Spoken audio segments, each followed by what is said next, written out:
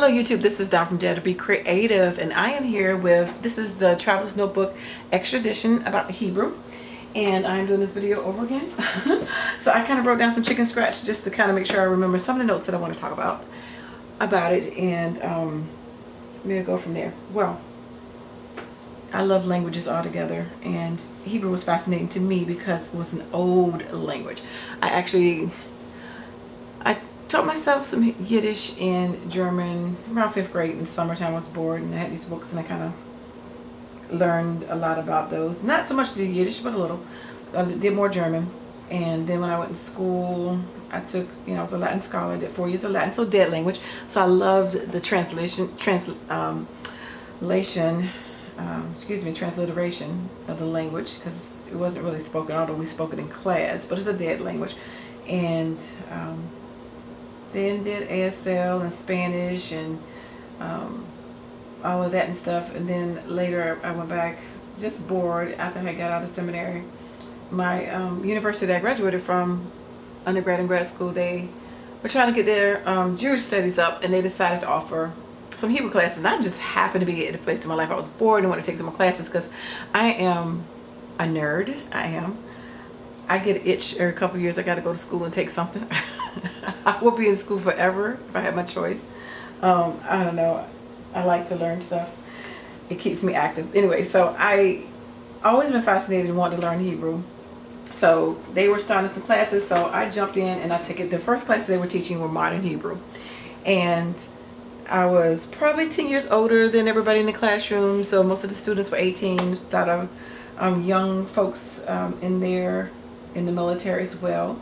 We did not progress well in that class at all. The students were so busy laughing and joking and mocking the language that I don't think we made the pace that we should have made for a college level class. And even the second semester, we still were probably seemingly, like, to me, on a third week in the first class. That's what it seemed like, because the students really didn't put the effort forward. And I think because I'd already had a couple degrees, was out of school, I just felt like, okay, I'm paying my money out of my pocket. I need to, learn something. But the rabbi was awesome that taught the classes. That was modern Hebrew.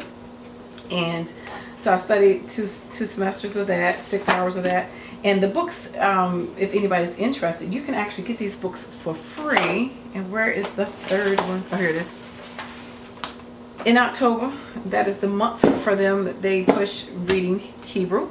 You can actually go to any synagogue that is, well, I'm going to say everyone, but most synagogues in October promote reading and understanding Hebrew for the non-Hebrew speaker, and for the people in their congregation. And so you can probably find one in your local area and learn some.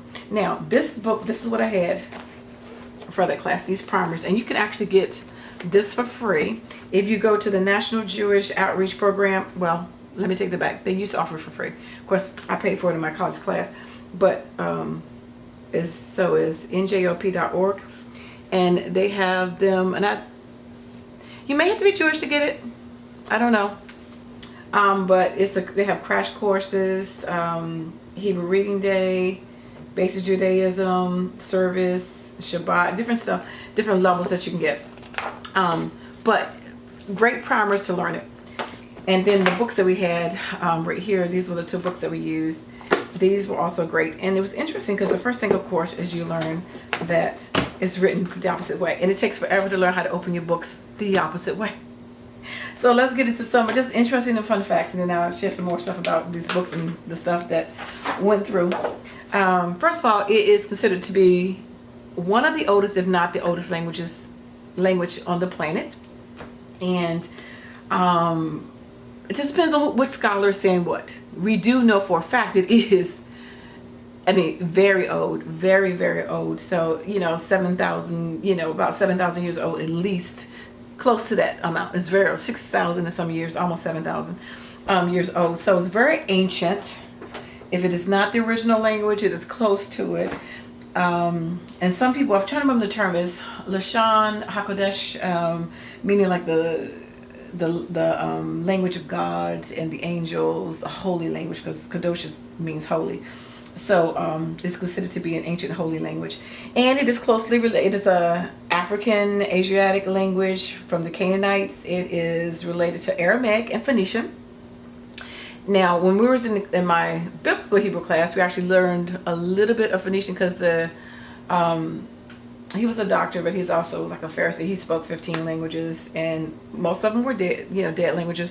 Sanskrit, Egyptian, Phoenician, Aramaic. He did Arabic. He did a lot. So he introduced us to a lot of other languages, some of the similarities and differences. But it's considered grammatically very similar to Aramaic and Phoenician. Distantly related to Arabic. So there's some similarities but differences there, but closely related to those. If you just like when I studied Latin, Latin was like the mother of the Romance languages, which was Spanish, French, German, and French. Yeah, Spanish, French, German, and Italian. So if you took Latin, you would be able to understand the grammar and all the other ones. You just had to learn the vocabulary in those other languages. Of course, there's some subtle differences, but you'll be able to get around based on the grammar. You'll be able to understand most of it. So the same thing with Hebrew, Aramaic, and Phoenician. Very similar grammar. Like I said, it's a very ancient language. And right now it's about 9 million people that currently speak it. And let's see, of course, it's one of the languages of the Bible, which would have been Hebrew, Aramaic, and Greek. Greek, of course, is New Testament. And Jesus actually spoke some Aramaic too in the New Testament, and Hebrew. They're the three main languages. There's 22 letters. And the interesting thing about it is that Hebrew does not have vowels. So that makes it very difficult for especially a non-speaker. But 22 letters, no vowels. And I'm familiar with about 6 different ways of writing. Now, the letters have evolved over a period of time. And, there's a couple ways that people consistently write them now, about 3 main ways. But there's, like I said, at least 6 that we got exposed to. But if you go back to ancient pre-200 BC, when they wrote it back, it was more block.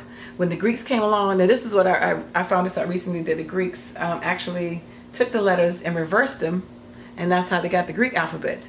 And when I went back and looked at it, you can see the similarities to it too.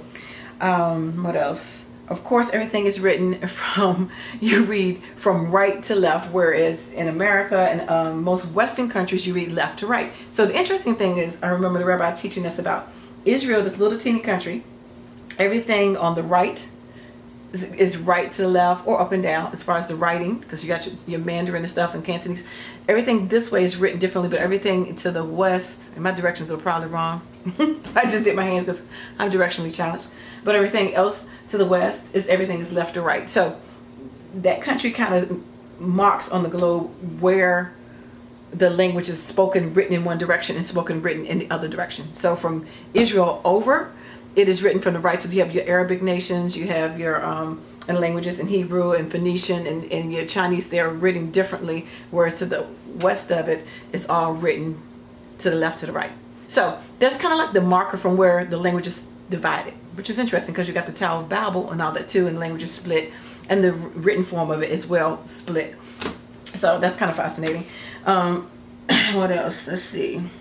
So when you open a book, you have to remember to open it this way and to read it this way. So, and of course, when it's still to this day, when we in class, my book is going this way, and I got to remember to do this way. You be flipping it this way because it's confusing, because you have opened every single book totally this way my whole entire life, and you read it this way. So that's totally upside down if you don't look at it this way, if you open the book that way. So you have to remind yourself to flip it around and to read it this way.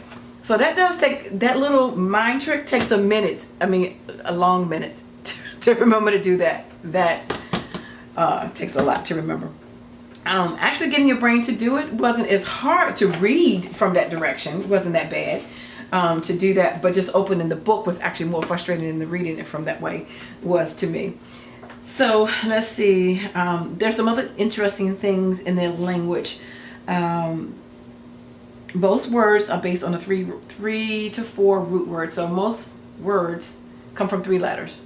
And those letters, like if you go back to read the Bible or whatever, there's no dots. Well, the dots represent the vowels. But anyway, they're just 3 letters. And based on the context of the sentence, you would know, and the other grammatical stuff in the sentence, you would know whether it was a verb, if it was a noun, if it was masculine, if it was feminine, singular, plural, and all that kind of stuff.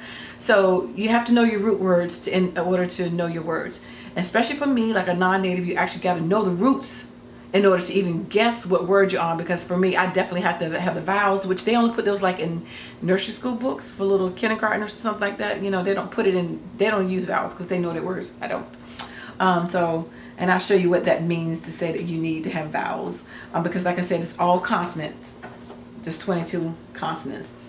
Now, based on that too, because Hebrew was an ancient language, it went out of spoken language around 200 AD and kind of went into, say, hiding, but it just wasn't really popular. Now, the rabbis kept it in their text, and it was used in, you know, the Jewish liturgy, you know, and stuff like that. And it was still kept alive in a written form, but it was not communicated from day to day, spoken amongst people. So it was just kept alive with the scholarly and the religious ceremonies per se, but not a language to speak. Kind of like when you think about the Roman Catholics who use Latin in their mass. Latin is kept alive that way, but Latin is not spoken, except maybe in song and in liturgy. So that's the way Hebrew was for almost a couple thousand years. But I read between 15,000, 1,700, 2,000. So I guess it just depends on which scholar you read. But anyway, back in the 19th century, a rabbi, his name was Eleazar ben Yehuda. He was the first person to teach his kids how to speak Hebrew. And so that's when the language got modernized, became an active language again. So it's kind of fascinating for a language to lay, quote unquote, dormant. Really truly wasn't dormant, but it was dormant because nobody was having conversations in it. So you just had the biblical Hebrew, but you didn't have modern Hebrew. He basically revived it, pushed the movement, and then they had the Academy of Hebrew Language, which is basically like how we have Merriam-Webster or we had Noah Webster, you know, the dictionaries that keep our words alive and we can add to them and stuff like that. Well, they have this academy, just like all countries do, when to add new words to it and how to modernize it. So the revival came in the 1900s, and when Israel became a state again, you know, they revived it. And so you have people speaking it. So the majority of people to speak Hebrew, of course, are going to be in Israel. The second largest amount of people that speak Hebrew would be in the United States. It's roughly 9 million people that speak the language. A couple thousand in this country. One statistic said 5 million, but I know that's not right. But where I live, there's actually a heavy Jewish community here, and a lot of synagogues. We have conservative, messianic, schools, rec centers and stuff that they own, and very tight-knit community here as well. What else I wanted to say? There's no way to say to be. So like when you say I am here, or I am this, or I want to be, you can't say anything with the verb to be. So it would just be I hear instead of I am here. Or just like you can't say I would like, because that's not a direct way. So when they speak, they don't say, oh, I would like some juice. It just is juice. Like they would just, it's more directive. Give me juice, or, you know, something, but you wouldn't say I want it or I would like to have. You would demand it. You not really demand it, but more direct, if that makes sense, if I'm explaining it right. And I'm sure somebody will give me some comments below, because I'm sure there's some errors here, but I don't profess to be a scholar at all. So let me make that very clear, okay? I don't have a degree in it. I'm not a native. I'm not a scholar. I just studied it. That's it. So, and that was 10 years ago. So again, trying to remember stuff. But anyway, you pronounce things differently. Well, let me change that back. There's different forms of variance, you know, based on if it's a masculine or feminine subject, you're going to change the noun. So let's see, for instance, if you want to say, I don't understand. So if I was a man, I would say ani lo mavin. If I was a woman, I would say ani lo mavina. You know, so you would just change the ending based on if it's masculine or if it's feminine to indicate the gender. What else? Oh, some words that have survived that are very popular that you probably know. Most of the names, a lot of biblical names, are still around today. Adam, Aaron, Daniel, Sarah, Jacob, Joseph, Mary, Samuel, David, Micah, Ruth, Naomi, Isaiah, Ezekiel, Jeremiah, Hezekiah, let's see, Miriam, Benjamin. Satan, abracadabra, Jehovah, Elohim, amen, hallelujah, Hosanna, Mammon, Sabbath, Messiah, Babel, Shalom, Mazel Tov. There's some of the words that you hear a lot still to this day that is spoken, that have kept itself in our language, you know. So, you know, you've ever been to church, you said hallelujah or amen. So, you know, even if you don't go to church, people say amen. So a lot of those words you still hear, and they're mixed in, and we don't even realize that they are actually Ivrit, Hebrew. English is Anglit, excuse me. And American would be Amerikait. Let's see, what else? Trying to think. So there's two ways to pronounce it. Sephardic, which is more of a Mediterranean kind of sound, more nasal, like French that I've mentioned before in previous videos. So more like you can fake a French accent, then you can kind of sound more like a native speaker. And that's primarily Jews that live in Israel. That's how they speak. But Jews that live in other parts of Europe, they're Ashkenazi Jews, so they pronounce their vowels different. So I guess it would be kind of like the North and the South, maybe like how you say aunt and ant, or tomato, tomato, Harris or harass. Same word, same meaning, but depending on the locale you're from, you're going to pronounce it differently. So it's the same thing with them. So the way I learned more the Sephardic pronunciation versus the Ashkenazic. So again, difference. And that the way you pronounce the vowels and the way you say them. So, and then I focus more on biblical. I only had 6 hours of Martin, and I had 12 hours of biblical. So biblical Hebrew is still alive, but it's just, the difference would be just a little slight, some of the slight pronunciations. But the modern Hebrew, the interesting thing is, because the rabbis that sit on the council, the Academy of Hebrew language, they you know, put new words into the language. Of course, with technology like cell phone, it wasn't 2,000 years ago. There's no such word for a laptop, computer, cell phone, car, all those kind of things.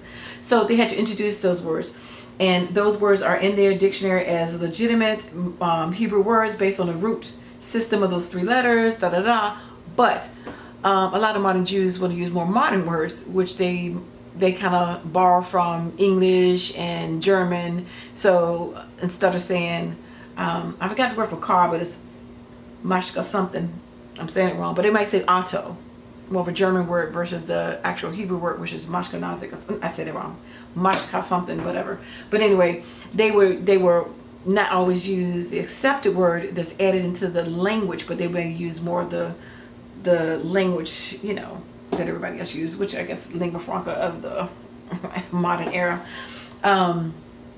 Let's see. So the other thing is, when you ask the question, you don't change the word order like in English. You know, do you want a donut? They don't change it on. You know, it would still be, I want a donut. You know, so the inflection of the tone, you're asking the question about it, the inflection of it, or they may say, I want a donut, correct? You know, like they add the word correct on the end, or they add the word Haim at the beginning of the word. So they add words at the beginning or at the end of the sentence, or they change the tone of the voice, but they don't change the word order or the words around the meaning of the words to ask the question, if you understand what I'm rambling. So not like we do. Let's see, what else I want to say about that. Oh, the last syllable is stressed. So like if you want to say, let me think of a sentence.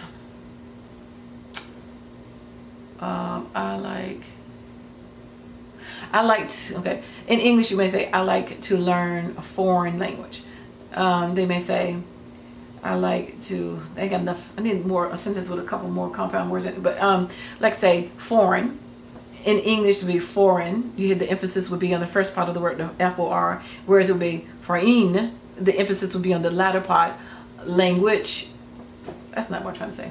Language, or it would be a language. So they stress the latter part of the syllables, where in English we stress the first part of the word, they stress the latter part of the word. I probably didn't do a good one. Oh, butterfly, that's a good word. Okay, so we might say butterfly in English, but they would say butterfly. So fly would be emphasis more so in Hebrew, whereas in English the butter part would be more of an emphasis. So again, they stress the latter part of the words. And let me see, some of the words that were kind of interesting. Let me see. Like I would say Shemi Shachar, that is, my name is Dawn. Shachar would be Dawn, Shemi would be name. Good morning, Boker Tov. Good evening, Erev Tov. Goodbye, Lahiter Oats. Oh, Numbers, that's another thing I'll say. Numbers, each letter has a symbol and a number associated with it, which I'll show that chart in a minute. See, yes would be Cain, no would be lo, please would be bavakasha, excuse me would be slicha. Let's see, what would be ma, who would be me.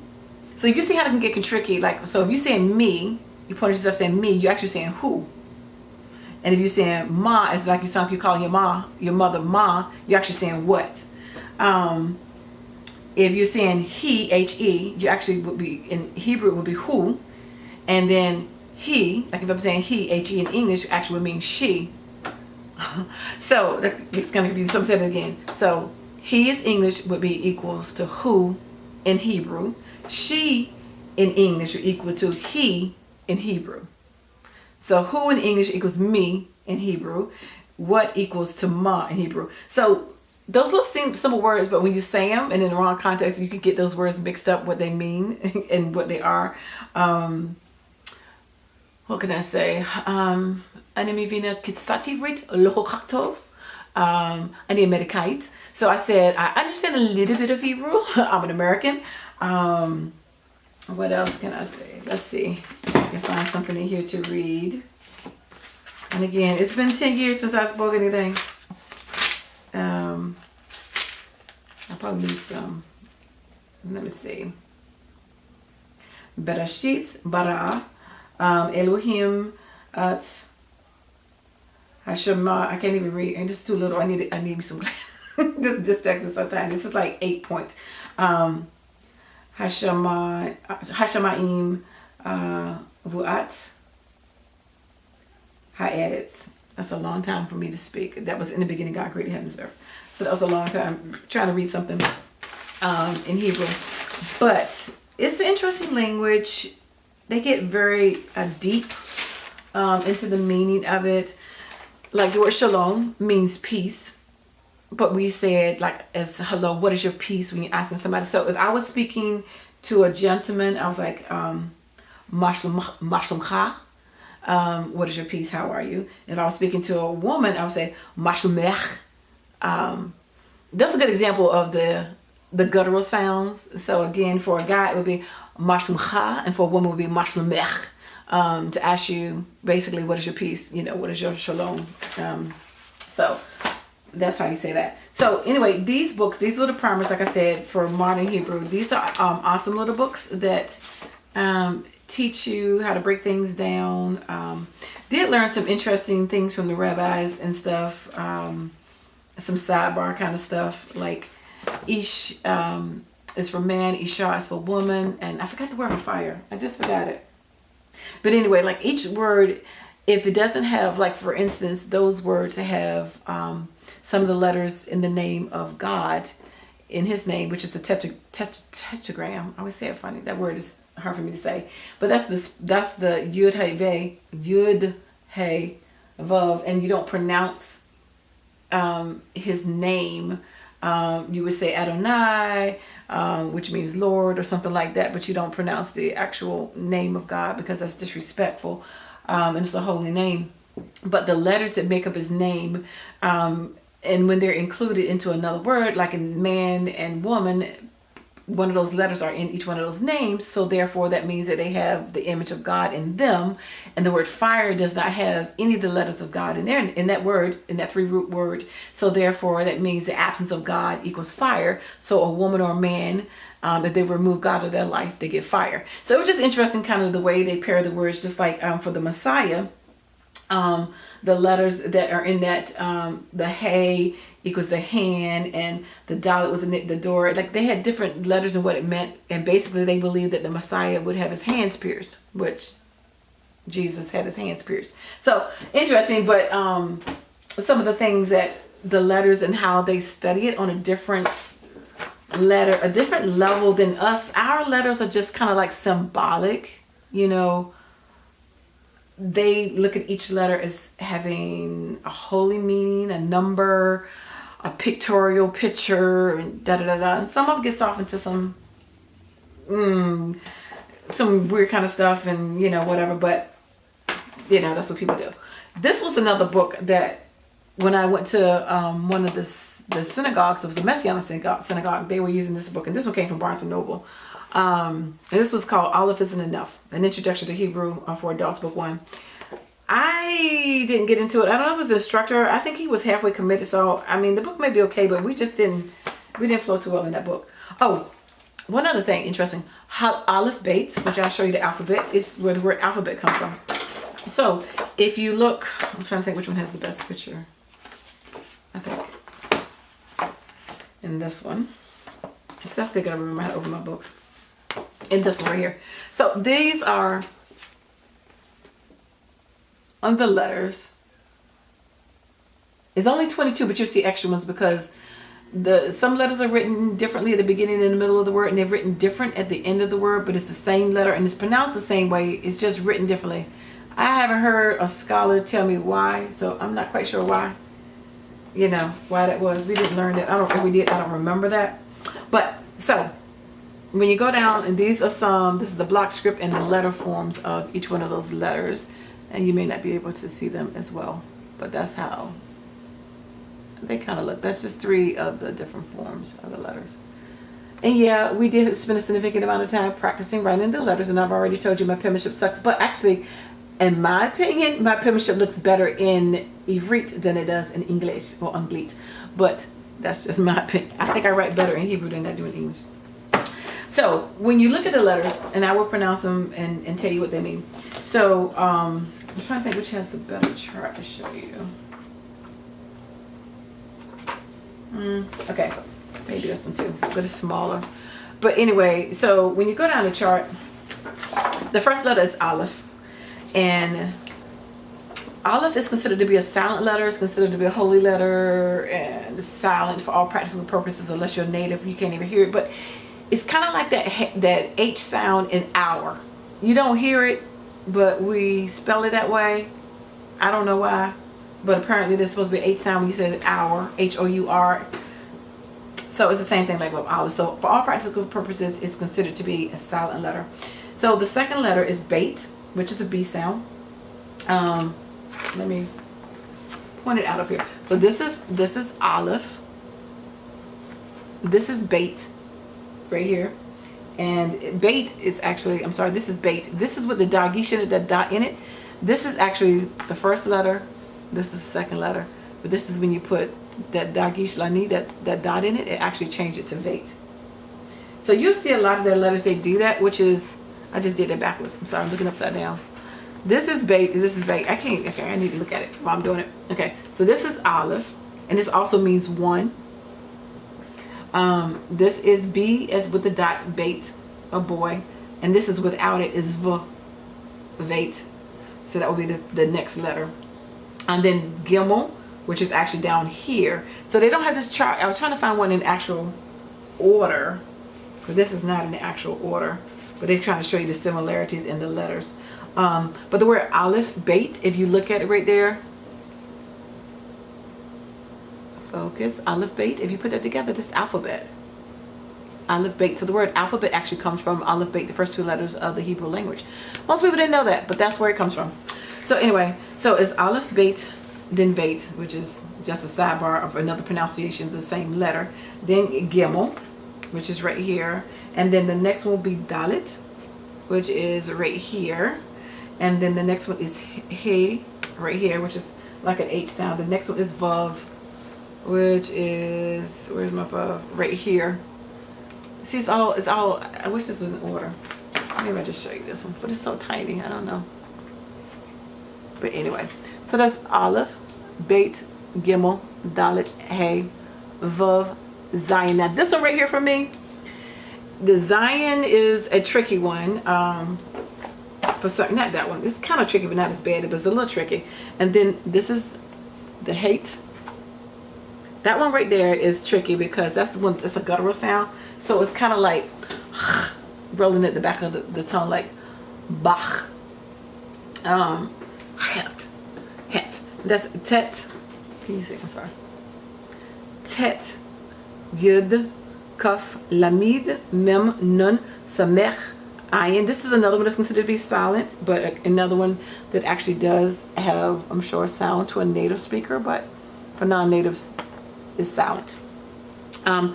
Pe Sadi. This is a tricky one for me because that's kind of like the TZ sound, like in pretzel or the double Z in pizza.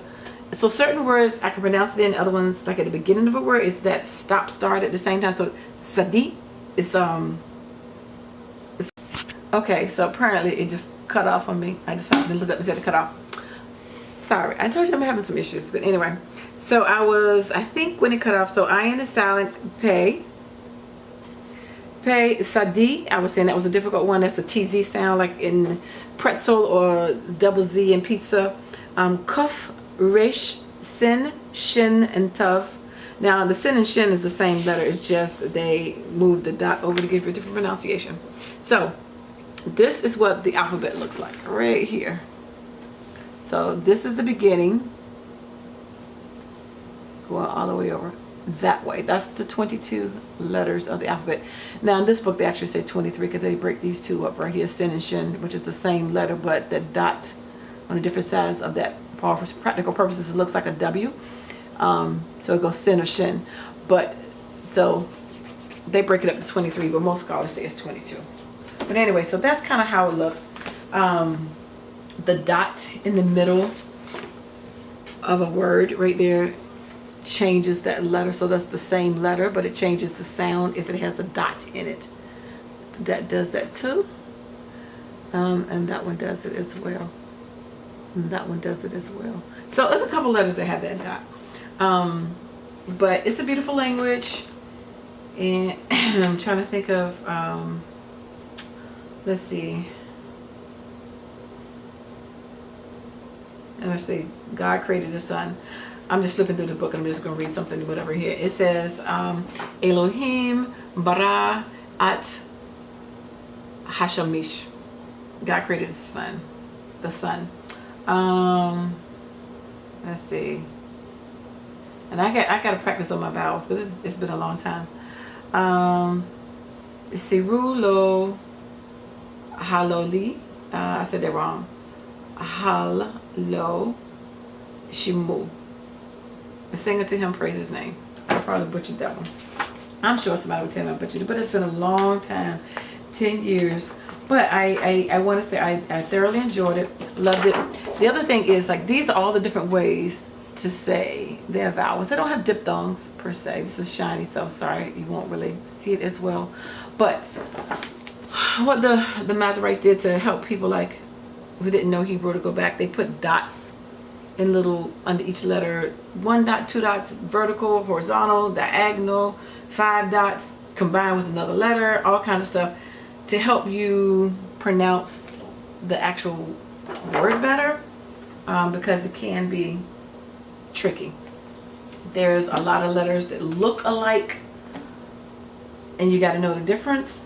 Like I said, there's letters which I don't understand why they do that. Why at the beginning of a word, in the middle is written one way, but at the end you just change and write a whole different letter. But it's the same letter. So I don't know. And it's pronounced the same. It'd be different if it was pronounced different, but it's really pronounced the same. So I'm not quite sure why they do that. But those are the letters right here. And I've showed these before when I wrote them. Like so. This, how it's at the beginning and the end, it looks like that. So it changes. I really don't know why. These letters right here, if it focuses, the ones that look just alike, and they just have the dagish in it, so you just have to remember those. And then the acronym for those is Beka Kafet. They're the ones that show you that have the 2 meanings, and because when they have the dot in it, it's going to change the way you pronounce that letter, so you have to remember that. And these are the ones that kind of written very similar.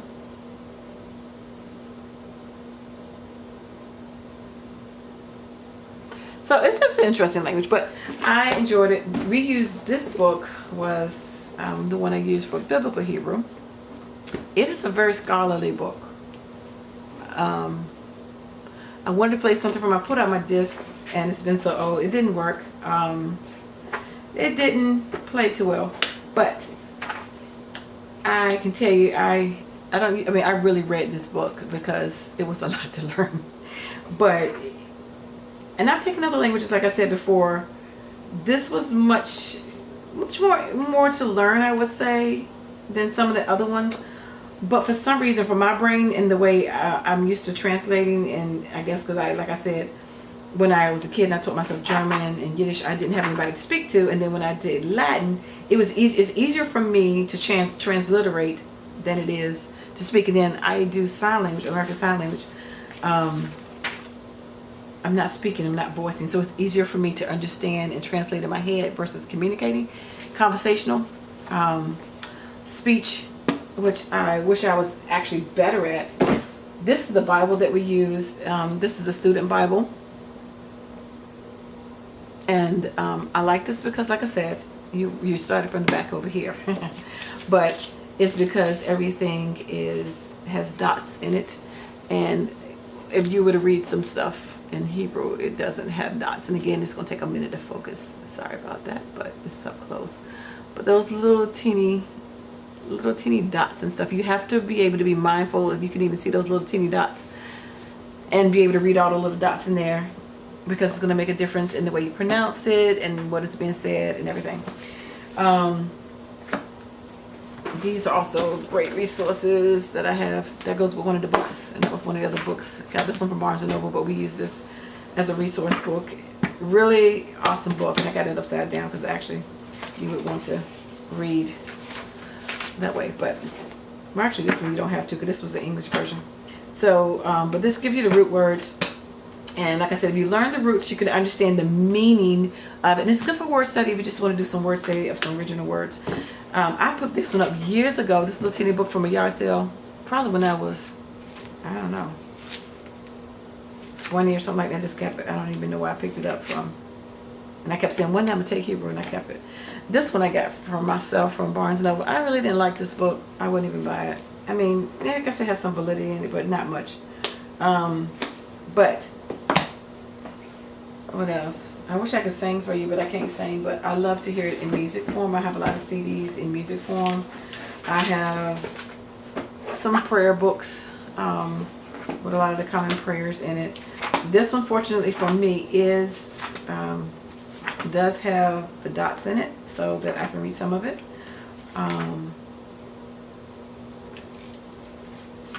Let's see. I'm going to wrap this video up. I'm trying to think if there's anything else to say. I can't think of anything, but if you think of some questions, you can ask me and I will try to answer them. I'm trying to think, because I did this video so many freaking times, I could just cut off again, and I can't remember. Now I lose my train of thought what I was going to say. I can't think of anything else. So anyway, yeah. Thanks for watching. Thanks for liking. Thanks for taking the time to check out this video. And have a wonderful, great day. Take care. Bye-bye.